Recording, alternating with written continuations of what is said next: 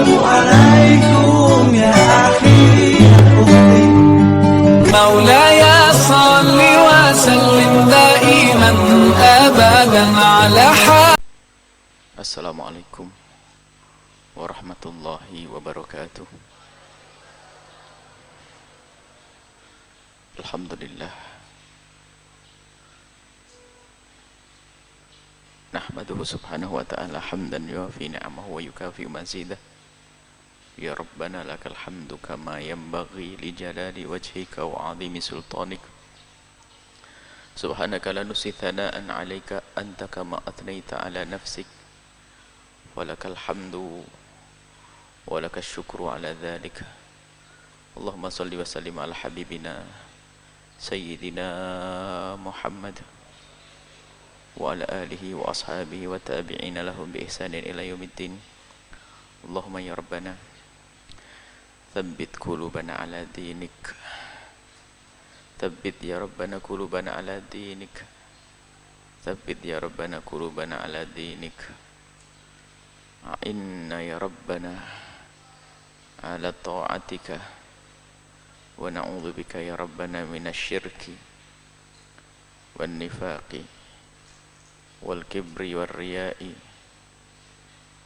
wahsurna yaumal qiyamati ma'a zumrati habibika sayyidina Muhammad wa tahta liwa'ihi warzuqna ya Rabbana taubata qabla al-maut wasyahadata 'inda al-maut wal jannata ba'da al-maut. Amma ba'du.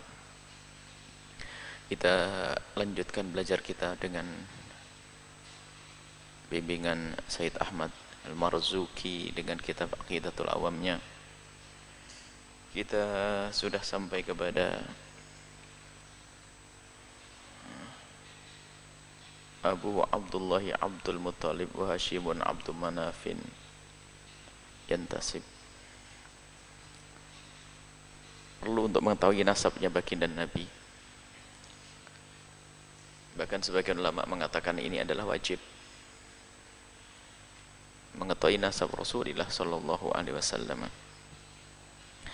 Beliau adalah baginda Nabi adalah Sayyiduna Muhammad, putra daripada Sayyid Abdullah.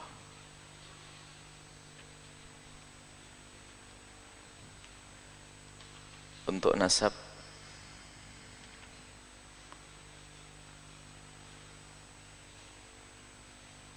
Abdullah bin Abdul Muttalib bin Hashim bin Abdi Manaf.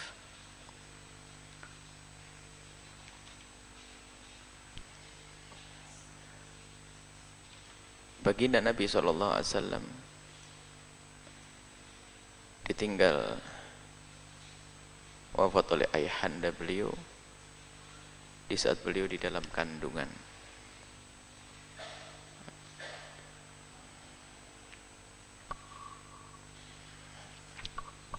Di saat beliau di dalam kandungan, ada yang mengatakan di saat beliau umur 2 tahun.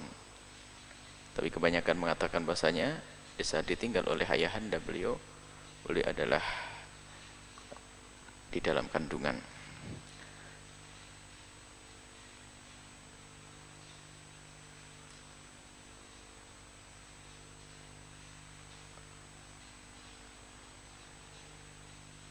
Kita baca nasabnya dulu. Nabi Muhammad Qatursila sudah ya. Nabi Muhammad Abu Abdullah Abdul Muttalib. Kemudian ayah beliau adalah Sayyid Abdullah bin Abdul Muttalib, kakek beliau yang setelah ditinggal oleh ibunda beliau. Nabi Muhammad ditinggal ibunda sekitar umur 6 tahunan. Setelah itu dirawat oleh kakek beliau Abdul Muttalib.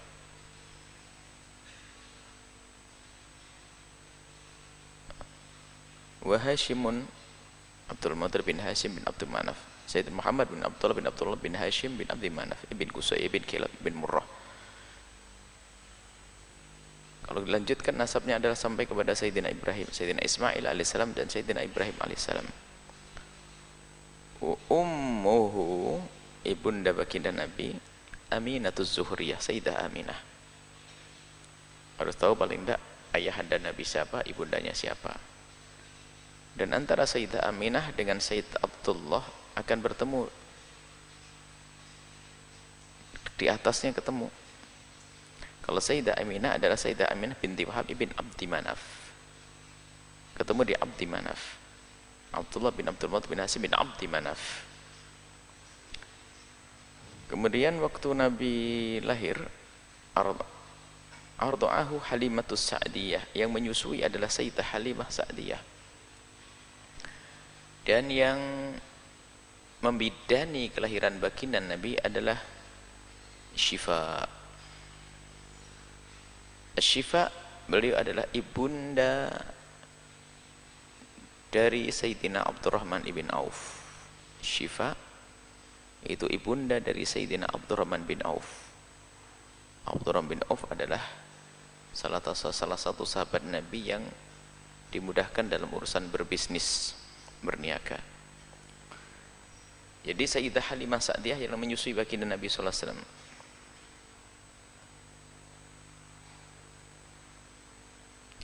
Namun urutannya yang menyusui Nabi adalah pertama adalah ibunda beliau. Kemudian setelah itu Thuwaibah, budaknya Abu Lahab. Thuwaibah budaknya Abu Lahab, yang dikisahkan bahwasanya Abu Lahab itu setelah mendapatkan kabar gembira dari budaknya bahwa saudaranya yang bernama Abdullah melahirkan seorang anak laki-laki, bergembira sampai Thuwaibah itu dimerdekakan. Gara-gara itulah ada yang memimpikan, Imam Bukhari menyebutkan dalam kitab Sahih Bukharinya kisah ini, memimpikan bahwa karena gembiranya Abu Lahab atas kelahiran Nabi, maka setiap sehari Senin, hari kelahiran Nabi, dimimpikan bahwasanya Abu Lahab diringankan. Diringankan itu bukan dikeluarkan. Kalau dari 100 ya 80, sehingga terasa sekali ini karena bergembira atas kelahiran baginda Nabi sallallahu alaihi wasallam. Orang yang kafir abadi di dalam neraka saja gara-gara kegembiraan dengan Nabi akan mendapatkan keringanan. Jangan salah, bukan dikeluarkan dari neraka, tidak diringankan. Itu kan dari sebuah mimpi.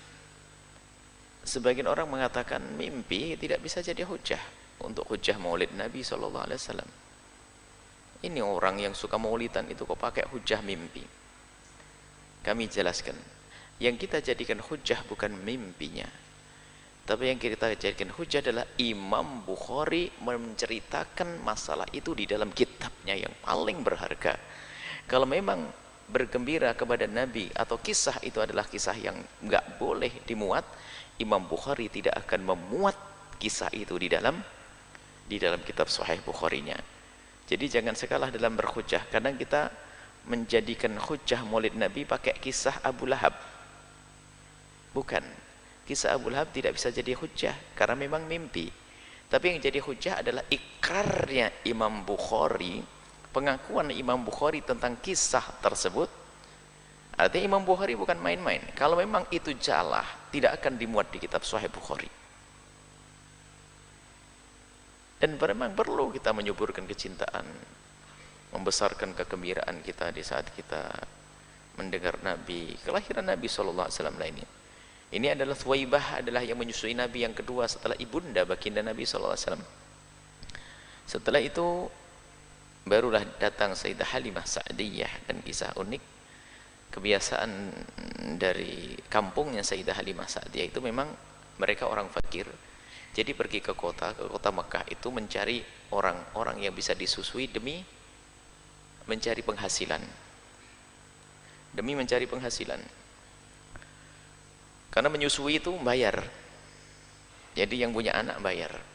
Bahwa Sayyidah Halimah Sa'diyah itu bukan orang yang bakal disenangi, karena secara zahir air susunya juga tidak banyak. Kemudian sehingga waktu ditawarkan di kota Mekah, ada yang mau disusui oleh saya, tidak ada yang menerima. Sudah beliau tidak banyak susu, air susunya. Kemudian Dan juga tidak mendapatkan bayi karena kedatangan juga terlambat. Karena apa? Kendaraan yang dikendarai adalah dalam riwayat kedelai yang sudah sangat lamban dalam perjalanannya. Kemudian setelah itu memang itulah pilihan Allah.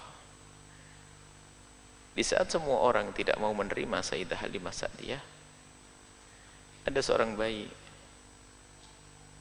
yang bayi itu adalah bayi termulia di dunia dan di akhirat. Jatuhlah ke tangan Sayyidah Halimah Sa'diyah.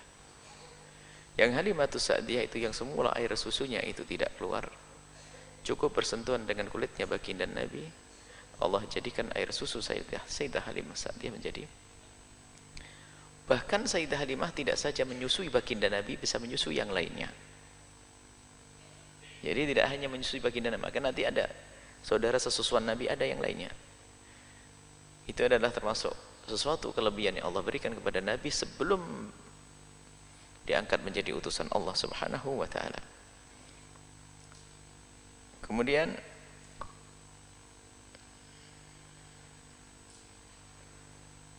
baginda Nabi bersama Sayyidah Halimah Sa'diyah itu 4 tahun, selama 4 tahun. Dan baru dikembalikan setelah Nabi bermain-main dengan saudara-saudara sesusuannya. Tiba-tiba ada kisah malaikat Jibril yang datang tiba-tiba membelah dada baginda Nabi. Berita itu nyampe kepada Sayyidah Halimah, ketakutan. Karena tanggung jawab ini, siapa yang mengganggu itu?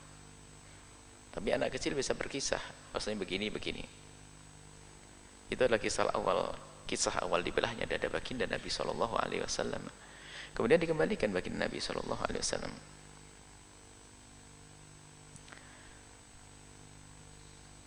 Kemudian setelah itu lama kisahnya, baru bertemu lagi Sayyidah Halimah Sa'diyah setelah baginda Nabi menikah dengan Sayyidah Khadijah.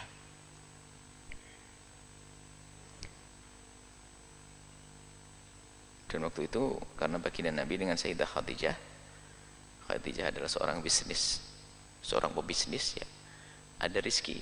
Waktu Sayyidah Halimah Sa'diyah datang, diberi hadiah 40 onta. Kemudian setelah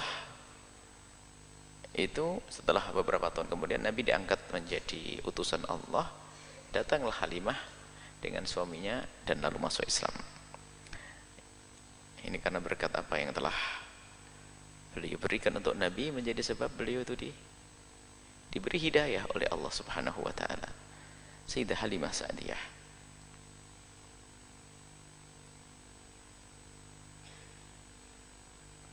Dan begitu tawadhu'nya Nabi, sampai suatu ketika datang di Ji'ronah, di Mekah sana. Nanti kalau mau umrah ada Ji'ronah. Nabi, biarpun ibu-ibu susah, Nabi tetap menghargai seperti ibundanya. Suatu ketika datang Sayyidah Halimah Sa'diyah, Nabi begitu bergegasnya melepas sorbannya dan dipersilakan sang ibunda susuannya untuk menduduki ridanya. Beliau meninggal di Madinah dan dikubur di Baqi. Sayyidah Halimah Sa'diyah itu yang menyusui baginda Nabi. Tapi nazamnya gimana tadi? Wa arda'u Halimatus Sa'diyah. Kemudian mauliduhu bi Makkatil Aminah. Mauliduhu bi Makkatil Aminah.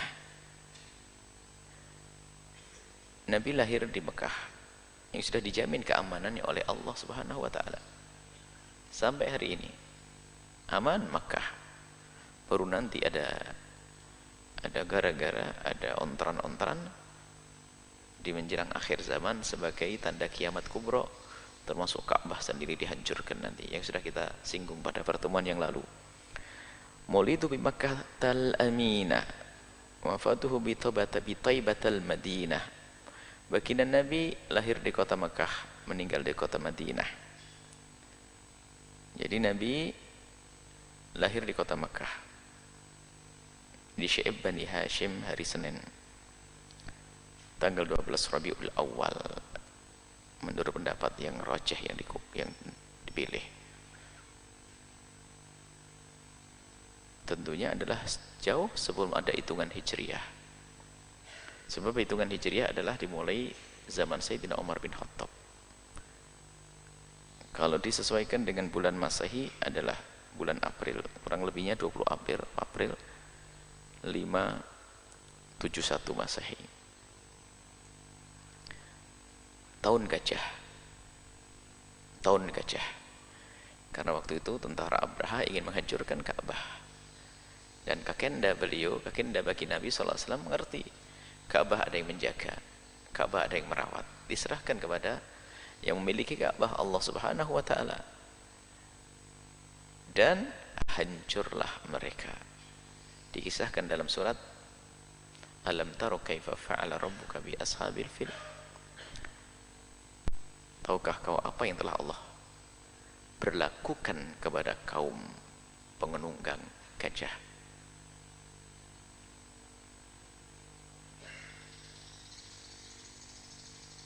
Alam taro kaifa fa'ala rabbuka bi ashabil lam yaj'al kaidahum fi tadlil. Bukankah Allah telah menjadikan upayanya adalah sia-sia, tidak ada guna. Modal sudah mengerahkan segala kekuatan dan dipelajari untuk menghancurkan batu yang ditumpuk kecil. Kalau dibanding bangunannya Abraha punya bangunan hebat. Ada di Babul Yaman sana, sekarang sudah hancur. Tidak tahu betul atau tidak. Cuman setiap kali kita ke sana, kalau tanya mana sih Ka'bahnya Abraha, ada. Cuman seperti liang, seperti sumur melingkar begitu. Nggak jadi kayaknya. Mau bikin tandingan Ka'bah. Cuman dia berpikir, selagi Ka'bah masih ada, aku tidak akan laku kalau buat Ka'bah. Itu kan pikirannya begitu Abraha. Maka Abraha ingin menghancurkan Ka'bah dulu, lalu ingin membuat Ka'bah. Jadi di Yaman itu ada Babul Yaman, itu kota antik di kota Yaman, Yaman Utara. Sayyidina Imam Ali juga pernah duduk di situ, Sayyidina Imam Syafi'i juga pernah duduk di situ. Ada masjidnya Imam Ali di situ. Bangunan antik semuanya. Baru masuk ke dalam, belok kanan jauh itu. Kalau tanya orang, "Wen, Ka'bah Abraha," ditunjukin situ. Tapi tidak ada bentuknya ya, cuman katanya itu di lingkaran begitu. Abraha gagal. Fa'arsalahim tayran ababil. Allah kirim burung ababil yang melemparkan batu-batu dari batu api neraka. Begitulah kuasa Allah Subhanahu wa Ta'ala menjaga Ka'bah. Kemudian baginda Nabi SAW wafat di hari Senin bulan Rabiul Awal tahun 11 Hijriah. Tahun ke-11 dari hijrahnya Nabi, bukan 11 Hijriah. Tahun 11 setelah hijrahnya Nabi.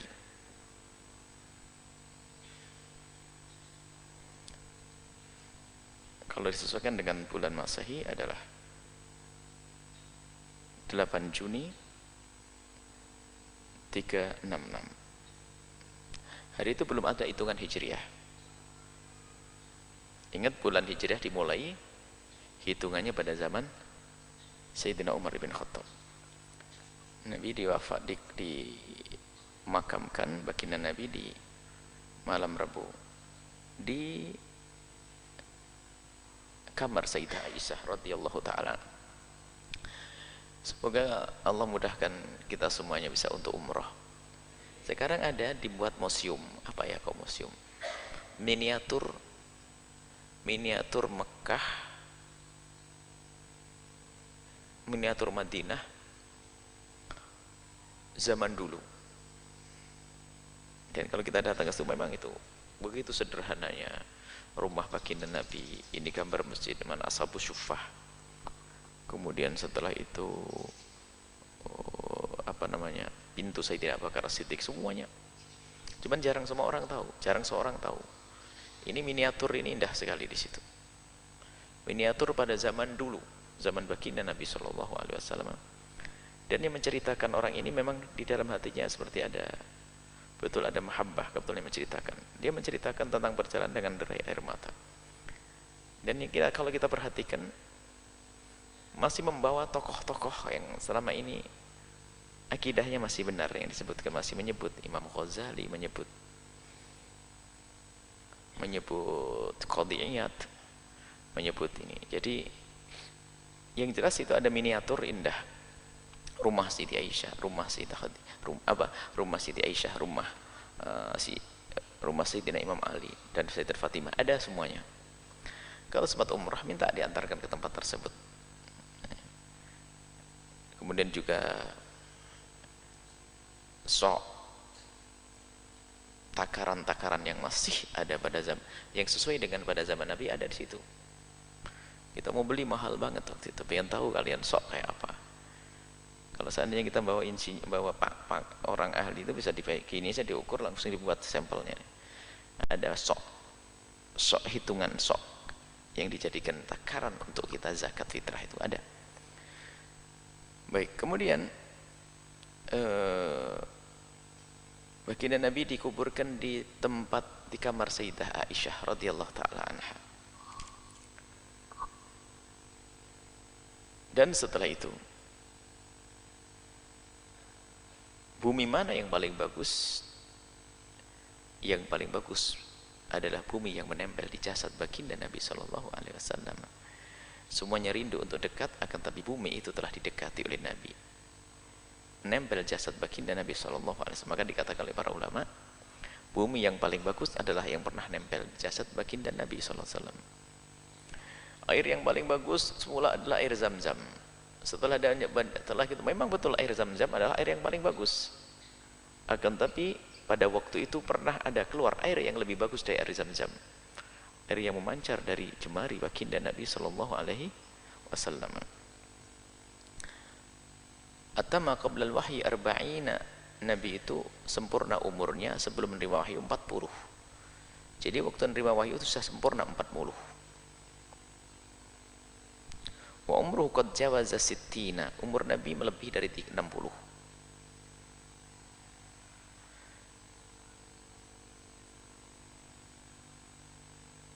Jadi ceritanya baginda Nabi mulai dari lahir, kemudian dititipkan di Sayyidah Halimah Sa'diyah selama 4 tahun, kemudian setelah itu dibelah dadanya oleh malaikat, kemudian kembali kepada ibundanya sampai umur 6 tahun.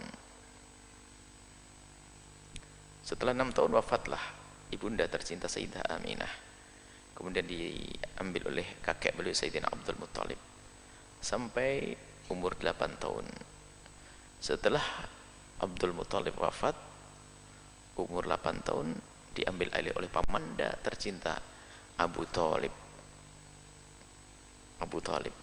Ya, Nabi Muhammad diajari hidup normal, diajak mengembala kambing dan yang lainnya.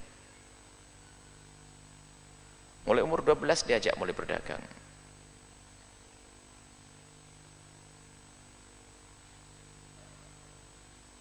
Sampai umur 18 terjadi kisah yang masyhur tentang kebijakan Nabi waktu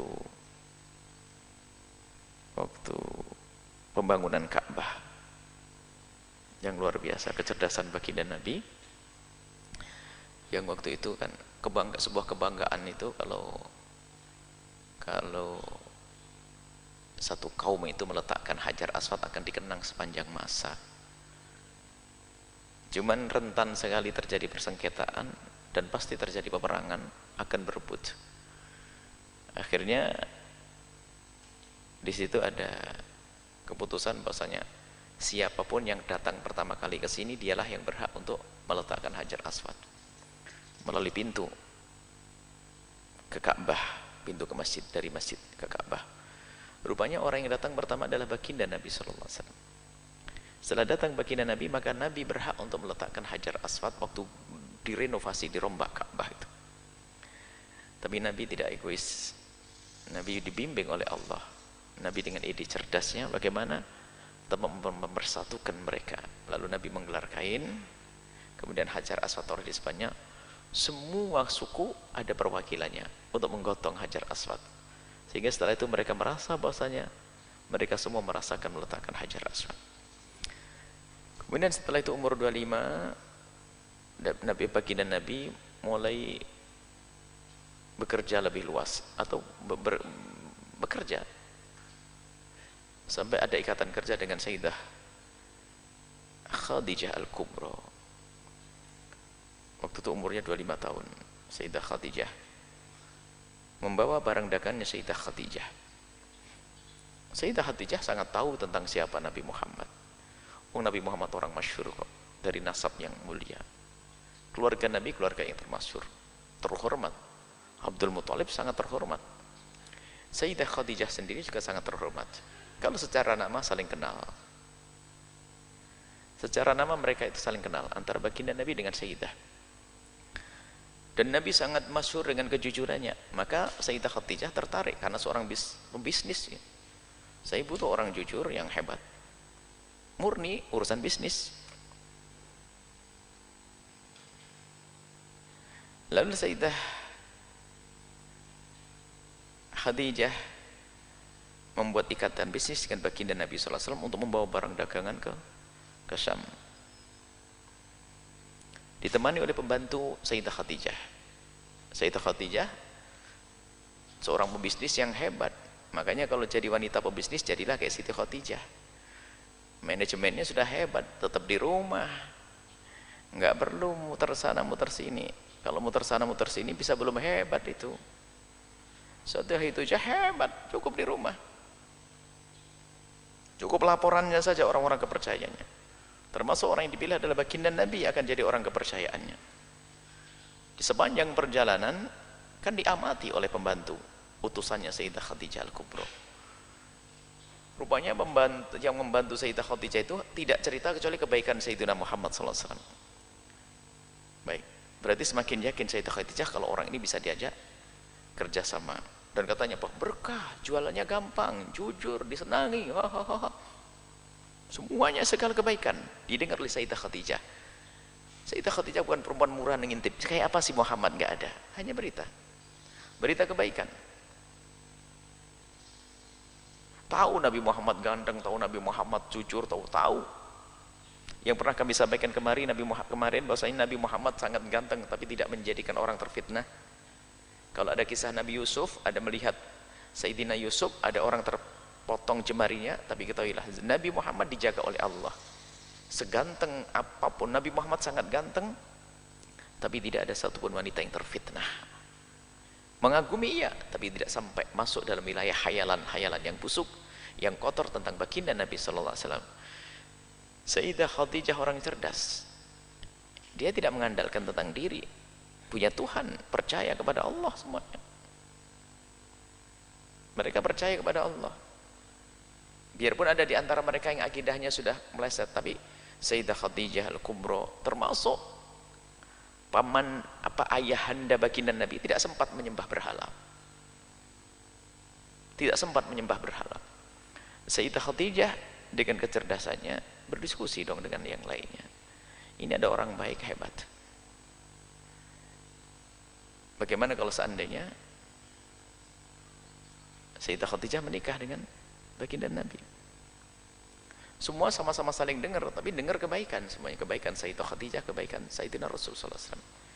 Berita masuk kepada keluarga baginda Nabi SAW dan gayung bersambut. Begitulah keputusan Allah. Sayyidah Khadijah menikah dengan baginda Nabi SAW dan Sayyidah Khadijah waktu itu umurnya 40 tahun.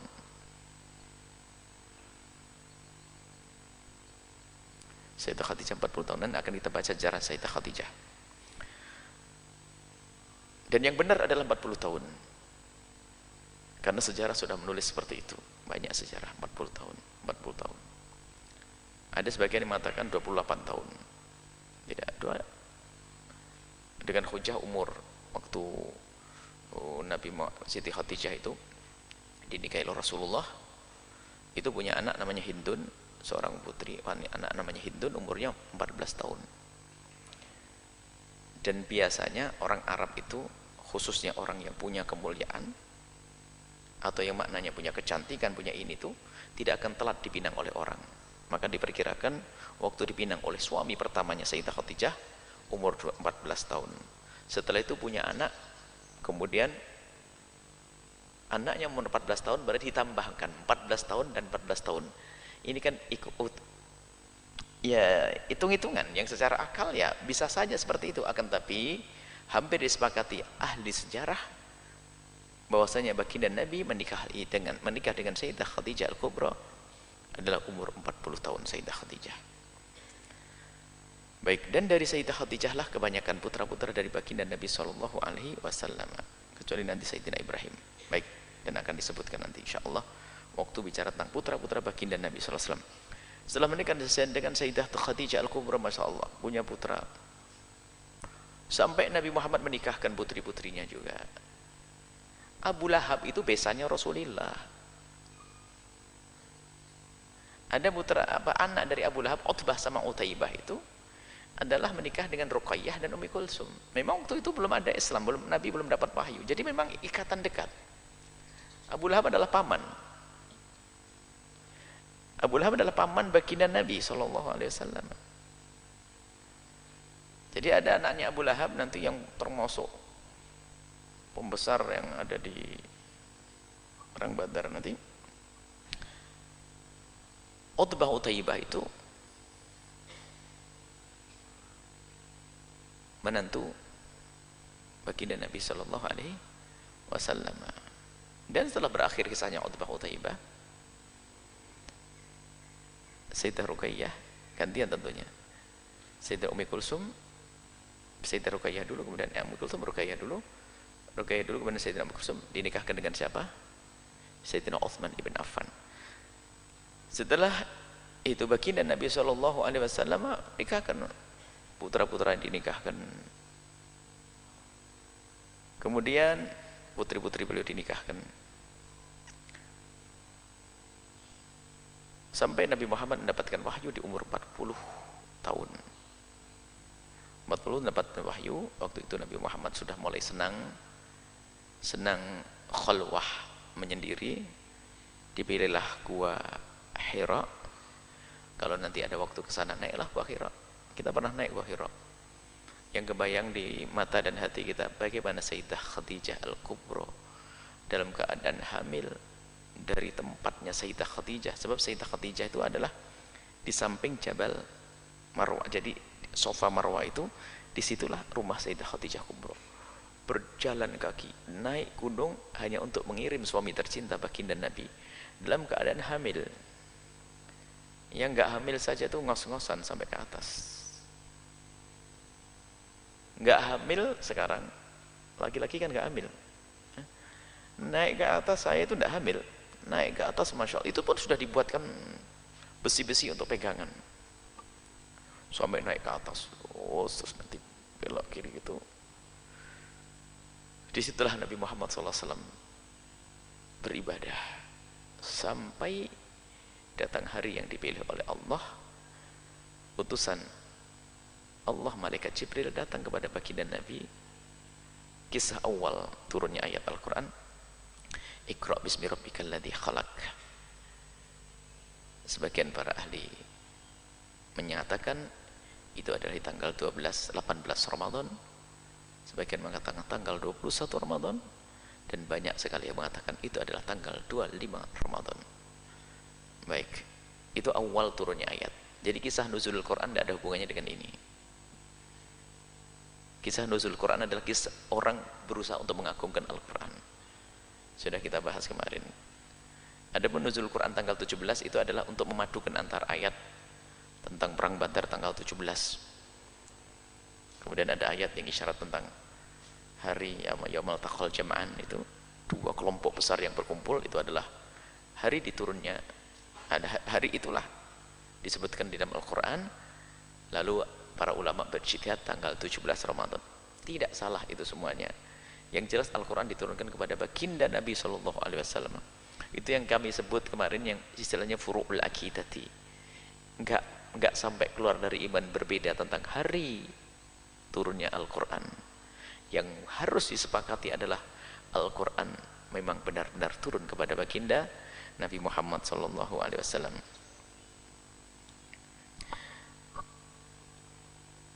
Nabi Muhammad SAW kemudian setelah itu Nabi hijrah ke Madinah, ya. Setelah Nabi Muhammad di Makkah, hijrah ke Madinah sallallahu. Nanti ada kisah hijrah. Nah, kemudian baginda Nabi Muhammad setelah menikah kemudian punya putra-putri. Langsung wasab'atun auladuhum faminhum Thalathatun minadh-dhukuri tufhamu. Putra-putra baginda Nabi adalah sab'atun auladuhu faminhumu. Putra Nabi ada 7, faminhumu, di antara mereka adalah 3 minadh-dhukuri, laki-laki, tufhamu, diketahui. Qasim, yang pertama namanya Qasim. Qasim, dengan inilah Nabi dilaqabi Abul Qasim. Abul Qasim. Selain baginda Nabi Muhammad, bolehkah dilaqabi Abu Qasim? Sebagian mengatakan tidak diperkenankan. Sebagian mengatakan tidak boleh dilaqabi Abul Qasim kecuali Nabi.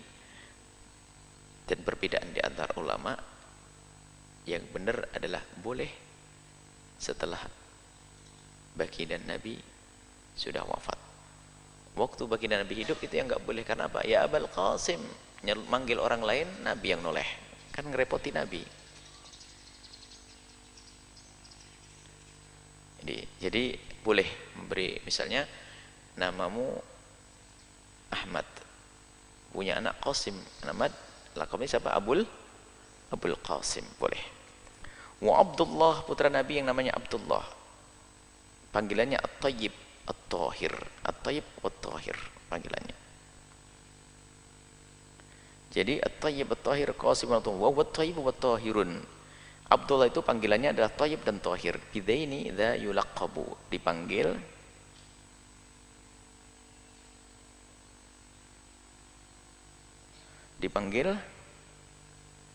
dengan Tayyib. Abdullah tadi panggilannya Tayyib sama Tahir. Jadi bukan 2 nama. Abdullah panggilannya Tayyib sama Tahir. Qasim Abdullah, Tayyib Tahir. Kalau Sayyidina Qasim lahir sebelum Nabi diutus. Pertama kelahiran dari Sayyidah Khadijah adalah itu Sayyidina Qasim. Maka Nabi digelari Abul Qasim. Umur Sayyidina Qasim tidak banyak lama, 2 tahun. Subhanallah. Sebagian mengatakan kurang dari 2 tahun. Meninggal di Makkah, dikubur di Ma'la, di samping ibunda tercinta Sayyidah Khadijah Al-Kubra. Kemudian Abdullah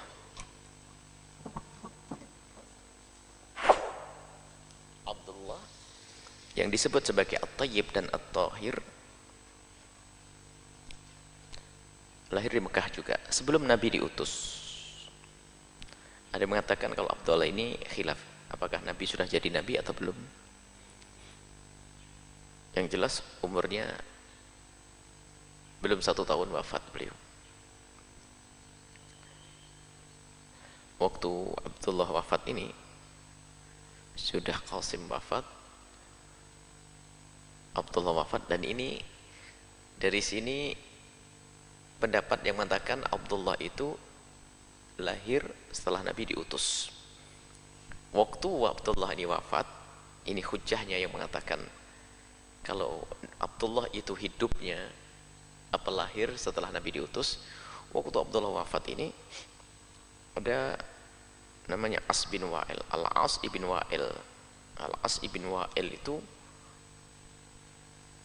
mengatakan Muhammad nggak punya keturunan.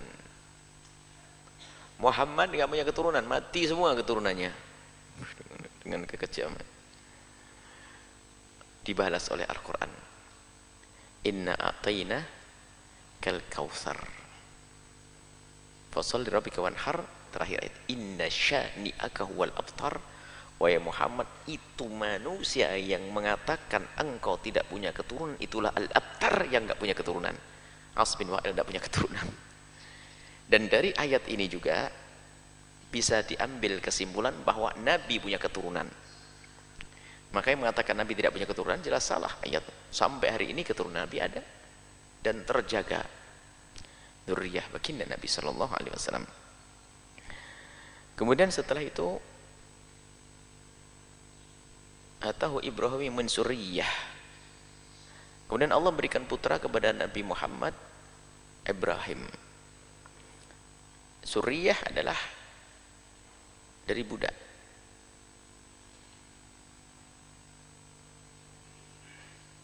Dari budak yang dihadiahkan dari Muqawqis, pembesar atau raja yang ada di Mesir sana. Hubungan baik antara baginda Nabi dengan raja yang ada di Mesir sana. Waktu diajak Islam, mereka tidak mau Islam, akan tapi menjalin hubungan baik, sehingga mengirim banyak kepada baginda Nabi, mengirim harta, mengirim ini, mengirim baju, termasuk mengirim 2 budak perempuan dan 1 budak laki-laki. 2 budak perempuan itu yang bernama, satu Maryah Qibtiyah, yang satu namanya Sirin. Maryah Qibtiyah sama Sirin. Dan Maryah Qibtiyah adalah diambil oleh baginda Nabi SAW dan dimuliakan, dan Allah memberikan kepada baginda Nabi melalui Sayyidah Maryah Qibtiyah seorang putra namanya Ibrahim. Fa ummuhu Mariyatul Qibtiyah, ibundanya adalah Maryah Qibtiyah. Sayyidah Maryah Qibtiyah lahir di Madinah. Siapa? Ibrahim, Sayyidina Ibrahim, di bulan Dzulhijjah. Dan Nabi yang memberikan, mengakikai, menyembelihkan kambing, motong rambutnya, memberi nama Ibrahim, mengambil nama kakek baginda Nabi, yaitu Sayyidina Ibrahim alaihissalam.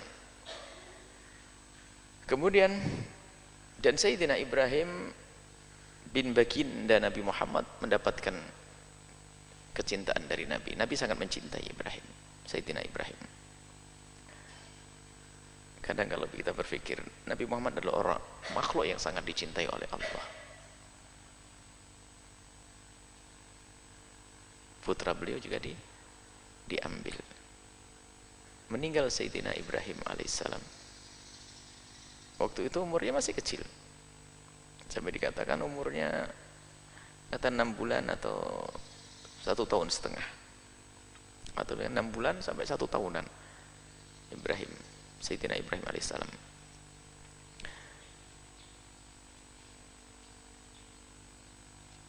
Dan dikubur di Baqi. Wafat Sayyidina Ibrahim alaihissalam, Sayyidina Ibrahim putra baginda Nabi dimakamkan di Baqi, masih kecil. Kalau Sayyidah Maryah Qibtiyah tadi dari Mesir ya, beliau adalah dilahirkan di Mesir dengan saudarinya Sirin, dihadiahkan kepada baginda Nabi sallallahu alaihi wasallam.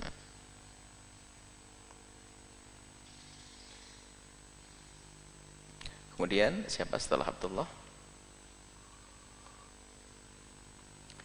Setelah Abdullah, wa khairu Ibrahim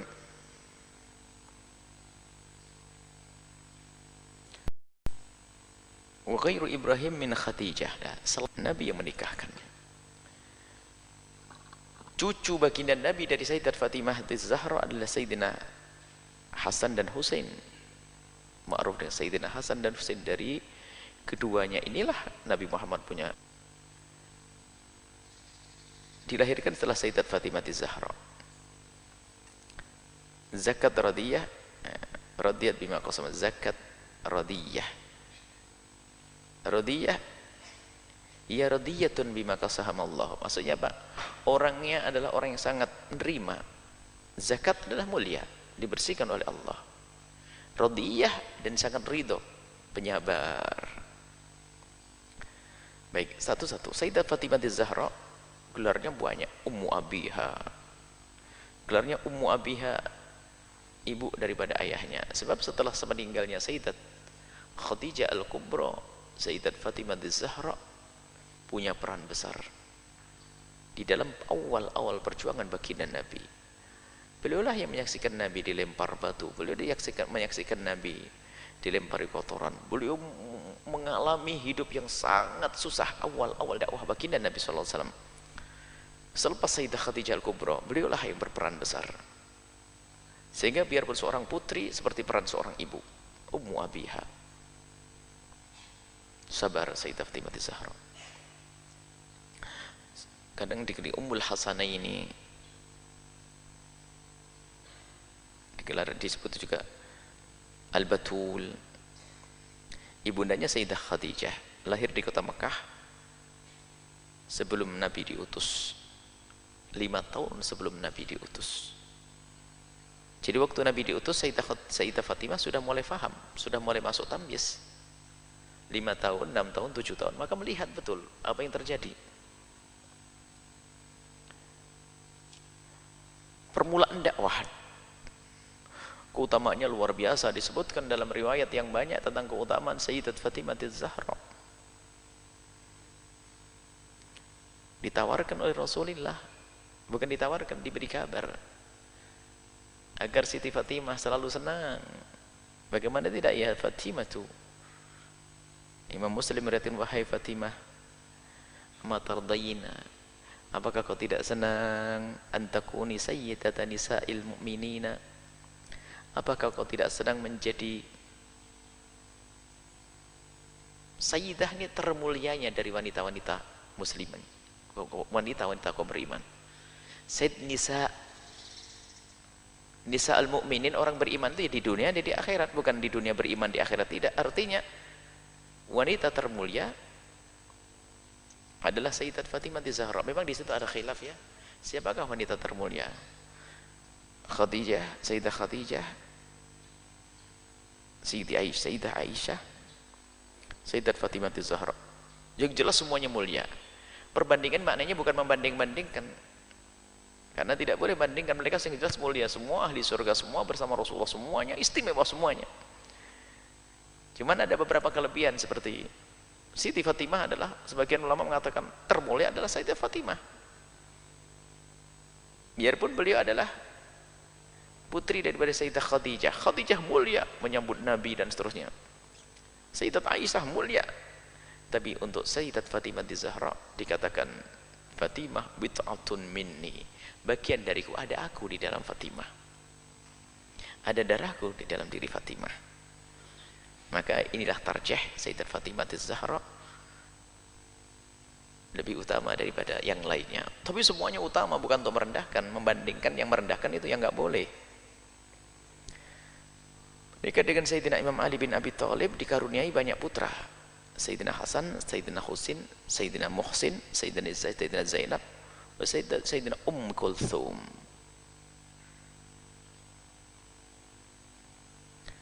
Sayyidat Fatimah Zahra wafat 6 bulan setelah baginda Nabi sallallahu alaihi wasallam. Dan semenjak baginda Nabi tidak pernah tampak senyum dari Sayyidat Fatimah Zahra, kecuali kalau melihat Sayyidina Imam Ali saja. Kepada yang lainnya hanya duka dan duka dan duka. Dan menanti waktu yang dijanjikan. Karena Nabi suatu ketika waktu sakit, Siti Fatimah itu datang. Siti Fatimah datang, kemudian dibisiki oleh Rasulullah, tiba-tiba menangis terseduh-seduh. Menangis terseduh-seduh. Siti Aisyah melihat. Kemudian setelah itu ditarik lagi oleh Rasulullah, dibisikkan di telinga Sayyidat Fatimah Zahra, tersenyum. Sampai Siti Aisyah berkata, aku tidak melihat orang tersenyum, menangis lalu tersenyum sekaligus, kecuali yang ada pada wajahmu saat itu, wahai Fatimah. Ada apa? Rasulullah ngomong apa? Sayyidat Fatimah Zahra mengatakan, ini adalah urusanku dengan ayahandaku tercinta. Sudah ngomong begitu, ya nggak berani bertanya Siti Aisyah. Setelah baginda Nabi Muhammad wafat, teringat lagi kisah itu. Sayyidat Aisyah ya bertanya, barangkali bisa diceritakan Fatimah, apa sih yang terjadi waktu itu, kok kamu menangis tiba-tiba tersenyum? Sayyidah Fatimah baru berkata, saat ini aku baru berani bercerita, karena waktu itu ayahandaku berkata, wahai Fatimah, aku sudah dekat akan kembali kepada Allah. Aku terpukul akan pisah dengan ayahandaku yang aku sangat cintai. menangislah aku. Namun setelah itu ayahandaku membisikkan yang kedua kali. Apa bisikan itu? Ayahandaku berkata, Fatimah, dan engkau adalah orang pertama yang akan menyusulku. Menyusulku, di mana tempatnya baginda Nabi? Di surga, tempat mulia. Maka setelah itu adalah susahku hilang. Karena apa? Aku akan segera menyusul ayahandaku, baginda Nabi Muhammad SAW. Maka hari ini pun aku hanya menanti saat yang dijanjikan itu. Maka yang ada hanya tangis dari Sayyidat Fatimah Az-Zahra hingga waktu yang dijanjikan. Luar biasa. Menanti waktu dia dijanjikan antara mengabdi kepada suami dan melayani putra-putra beliau dan membaca Al-Quran. Dan di rumah tersebut ada seorang wanita yang namanya Asma binti Umaish. Itu adalah istrinya Ja'far At-Tayyar yang membantu Sayyidat Fatimah Az-Zahra ahli khidmah. Suatu ketika Sayyidat Fatimah berkata, ya Umaish, Asma binti Umaish, Hasan Hussein lagi sholat di masjid. Iya. Tolong jaga ya. Ya. Aku akan baca Al-Quran. Ya, silakan. Karena sudah biasa baca Al-Quran. Cuma ada kalimat yang diucapkan yang tidak disadari oleh Sayyidina Asma kecuali saat diam. Aku akan baca Al-Quran. Kalau sudah suaraku tidak ada, berarti itulah waktuku. Masuk. Sayyidina Asma biasa saja. Enggak ngeh. Sambil nunggu Sayyidina Hasan dan Husain pulang, enggak ada suara. Berhenti suara Al-Quran. Mulai menangis dia. Kerasa dia. Dilihat Sayyidat Fatimah Az-Zahra sudah kembali kepada Allah. Bingung Sayyidat Asma binti Uwais untuk menyambut dua anak kecil, memberi kabar putra beliau yang sangat tercinta ini. Rupanya di saat dua anak kecil ini melihat Sayyidah Asma itu menitikkan air mata, sudah faham. Sudah faham nih, kecil tapi sudah dewasa. Berkata Sayyidah Asma, wahai Asma binti Uwais, apa terjadi dengan ibundaku?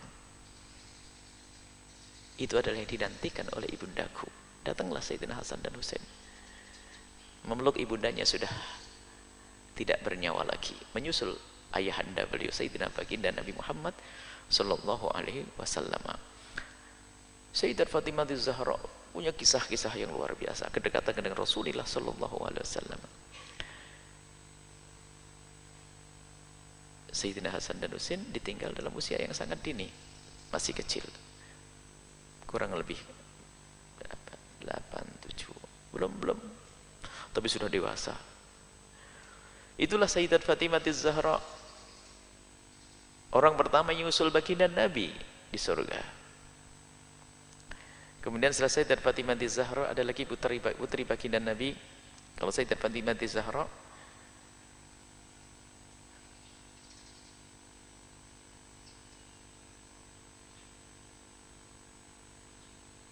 meninggal 6 bulan setelah baginda Nabi. Ada Sayyidah Zainab binti Rasulullah.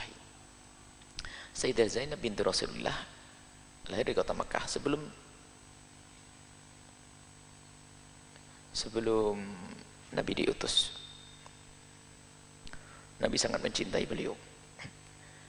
Menikah dengan Abil As ibn Rabi. Nabi Muhammad mendapatkan wahyu, Abil As belum masuk Islam. Abul As belum masuk Islam. Dan kisah Abul As yang perlu dihadirkan khusus, kisah cinta antara Abul As dengan Sayyidah Zainab. Ternyata Nabi sangat mengagungkan cinta. Waktu itu kisah cinta, kisah Abul As, Abil As. Kan ceritanya waktu itu kan belum masuk Islam.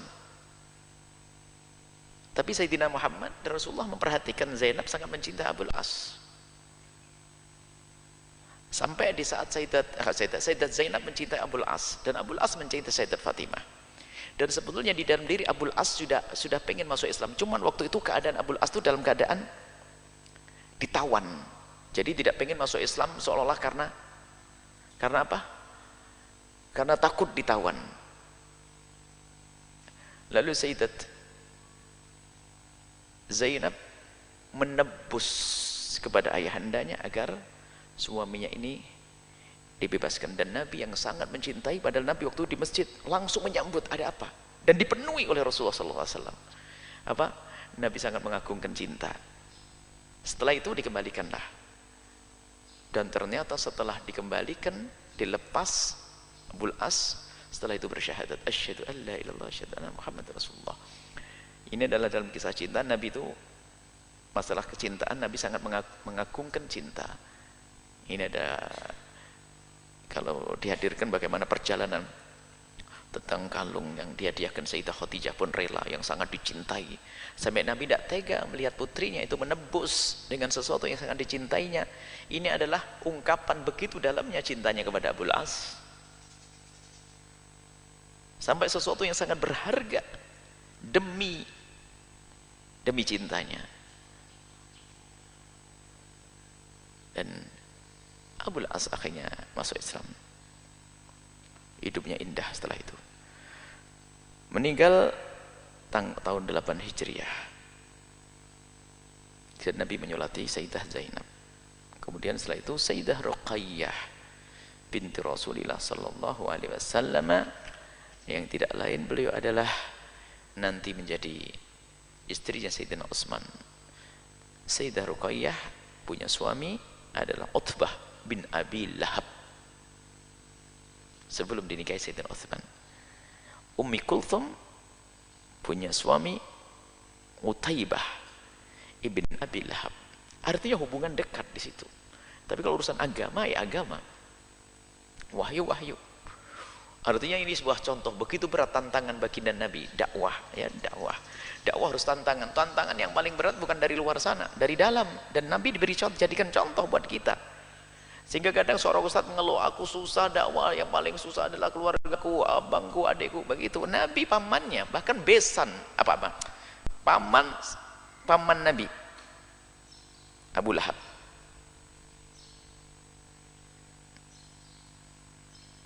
Dan Abu Lahab, Allah punya anak dinikahkan dengan putri Nabi. Artinya hubungan baik. Orang yang selama ini ikatan baik-baik saja, tapi demi agama harus berbeda. Nggak peduli itu semuanya. Insya Allah nanti akan kita bahas tentang Sayyidah Ruqayyah dan Sayyidah Ummi Kulthum binta Rasulullah sallallahu alaihi wasallam. Sebenarnya sudah terakhir apa-apa, tapi karena ada, semoga Allah memberikan kepada kita ilmu yang manfaat, memberikan kepada kita kecintaan kepada baginda Nabi dan kepada istri-istri baginda Nabi, kecintaan kepada ahli bait baginda Nabi, kecintaan kepada sahabat baginda Nabi sallallahu alaihi wasallam. Allah mengampuni guru kita, orang tua kita yang sakit disembuhkan.